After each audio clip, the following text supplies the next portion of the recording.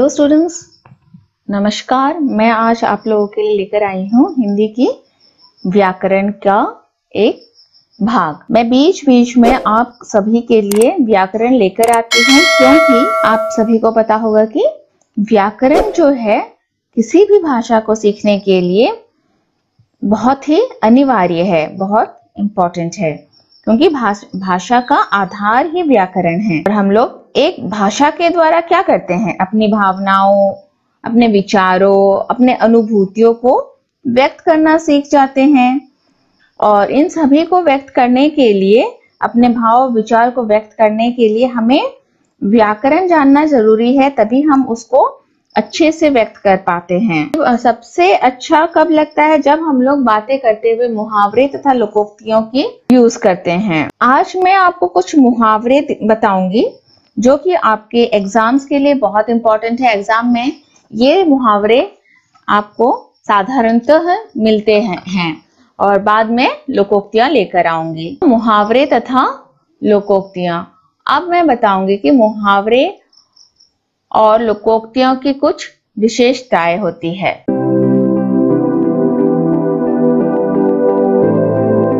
मुहावरा होता क्या है, पहले तो ये बताइए। जब कोई शब्द समूह या वाक्यांश यानी कि पूरा वाक्य नहीं बल्कि आधा वाक्य निरंतर प्रयोग के कारण सामान्य अर्थ न देकर विशेष अर्थ देने लगे।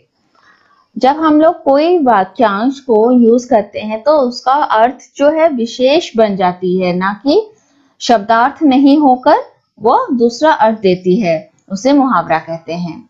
उदाहरण के लिए, आकाश से तारे तोड़कर लाना का प्रयोग असंभव काम करने के लिए किया जाता है। मुहावरे के प्रयोग से भाषा में क्या आ जाती है? हाँ, सौंदर्य आ जाती है। भाषा सरस, रोचक तथा प्रभावशाली बन जाती है। यही नहीं, कभी कभी गहन भावों को भी मुहावरों द्वारा सरलता से व्यक्त किया जा सकता है। कभी हमें लगता है कि उस वाक्य के लिए हमारे पास कोई अच्छा शब्द नहीं है, तो हम लोग वहां पे मुहावरा लगा के अच्छे से बात को कह सकते हैं। तो हमने क्या सीखा कि मुहावरा पूर्ण वाक्य नहीं होता, केवल वाक्यांश ही होता है। मुहावरा शब्दार्थ न देकर विशेष या लाक्षणिक अर्थ देते हैं। मुहावरे का मूल रूप सदा समान रहता है। मैं कुछ मुहावरा लेकर आई हूं, उसके अर्थ के साथ वाक्य में प्रयोग करके भी दिखाऊंगी। जैसे कि अंगूठा दिखाना। अंगूठा दिखाना एक मुहावरा है। इनकार करना, अंगूठा दिखाने का मतलब होता है इनकार करना, मना करना। आज हम हरीश के घर किताब मांगने गए, उसने अंगूठा दिखा दिया, मतलब कि उसने इनकार कर दिया देने से। तो हम इनकार कर दिया ना कहकर उसने अंगूठा दिखा दिया भी कह सकते हैं। अकल पर पत्थर पड़ना, मतलब कुछ समझ में न आना। मेरी अकल पर पत्थर पड़ गए हैं, कुछ समझ में नहीं आता कि क्या करूं। जब अकल पर पत्थर पड़ जाता है, लोगों को कुछ समझ में नहीं आता है कि क्या करना चाहिए। आंख लगना। आंख लगना का मतलब होता है झपकी आना। हम जब पढ़ने बैठते हैं, कभी झपकी आने लगती है ना। रात 1 बजे तक कार्य किया, फिर आंख लग गई। हाँ, नींद आ गई उसके बाद, तो नींद आ गई ना कहकर आंख लग गई कह सकते हैं। अंधे की लकड़ी का मतलब होता है एकमात्र सहारा, किसी का एकमात्र सहारा। राकेश अपने माँ बाप के लिए अंधे की लकड़ी के समान है। एक ही लड़का है और उसके माँ बाप के लिए वो ही अंधे की लकड़ी के जैसा है। जैसे अंधे लोग लकड़ी लेके सहारे से चलते हैं, तो उसके माँ बाप, राकेश के माँ बाप, उसी के सहारा से चलते हैं। आंख का उजाला। आंख का उजाला किसे कब कहते हैं? जब अति प्रिय व्यक्ति के बारे में कहा जाता है। जैसे कि राज अपने माता पिता की आंखों का उजाला है। आसमान सर पर उठाना, उपद्रव मचाना। शिक्षक के अनुपस्थिति में छात्रों ने आसमान सर पर उठा लिया। जब शिक्षक क्लास में नहीं थे, तब क्या किया? बच्चों ने बिल्कुल शोर करने लग जाते हैं ना, उसी समय को आसमान सर पे उठा लेना कहा गया है। आओ देखा न ताओ, आओ देखा न ताओ यानी कि बिना कारण, बिना किसी कारण के शिक्षक ने आओ देखा न ताओ और छात्र को पीटना शुरू कर दिया। अभी क्या होता है कि बिना कारण के भी पिटाई खानी पड़ती है स्कूल में, तो शिक्षक इधर उधर ना देखकर बिल्कुल पीटने लग जाते हैं। उसी समय हम कह सकते हैं कि आओ देखा ना ताओ और पिटाई करने लगती है। ईंट का जवाब पत्थर से देना, मतलब दुष्ट के साथ दुष्टता करना। जो बुरे लोग होते हैं, जो दुष्ट लोग होते हैं, उनके साथ दुष्टता करने को ही ईंट का जवाब पत्थर से देना कहा जाता है। दुश्मन को सदैव ईंट का जवाब पत्थर से देना चाहिए। दुश्मन को हम लोग प्यार से नहीं बल्कि उसको वे जैसा करते हैं वैसा ही उनके साथ भी करना चाहिए। उरंछू होना, उरंछू होना यानी कि गायब हो जाना। रीटा अभी तो यही थी, मिनटों में कहाँ उरंछू हो गई। मीन्स रीता तो अभी यही थी, हमसे बातें कर रही थी, लेकिन फिर देखते हैं कि वो बिल्कुल गायब हो गई, चली गई। दूध का जला छाछ भी फूक फूक कर पीता है, मतलब ठोकर खाने के बाद आदमी सावधान हो जाता है। किसी काम में हानि हो जाने पर दूसरा काम करने में भी डर लगता है, भले ही उसमें डर की संभावना ना हो।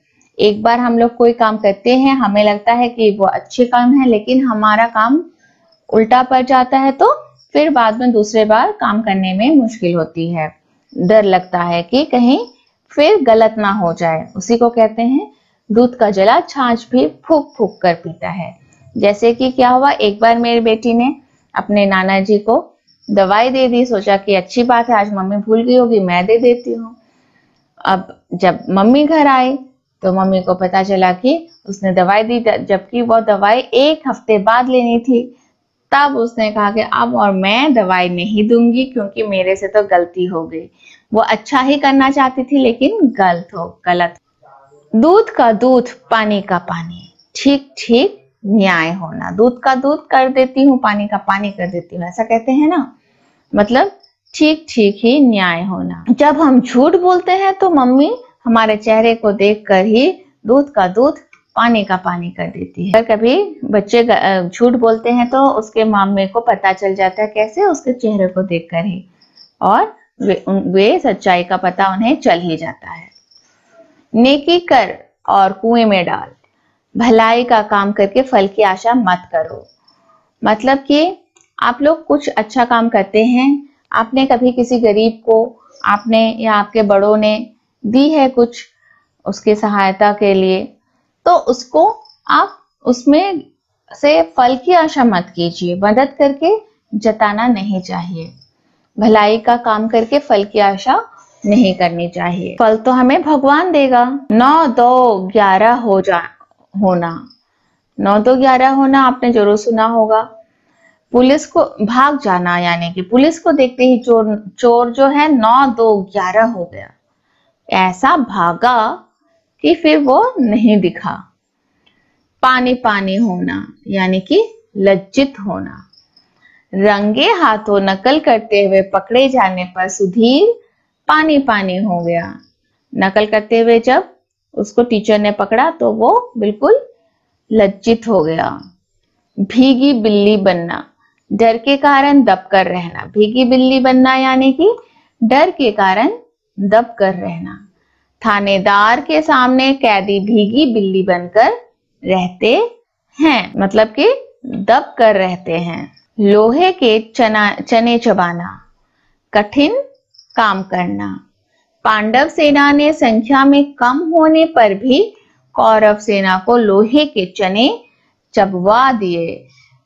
कौरव सेना खुद ही, कौरव जो है वो 100 भाई थे और उनके साथ पूरी सेना भी थी, और पांडव खुद 5 भाई थे और उनके साथ कोई सेना नहीं थी, सिर्फ कृष्ण जी थे, लेकिन फिर भी उन्होंने कौरव को लोहे के चने चबवा दिए।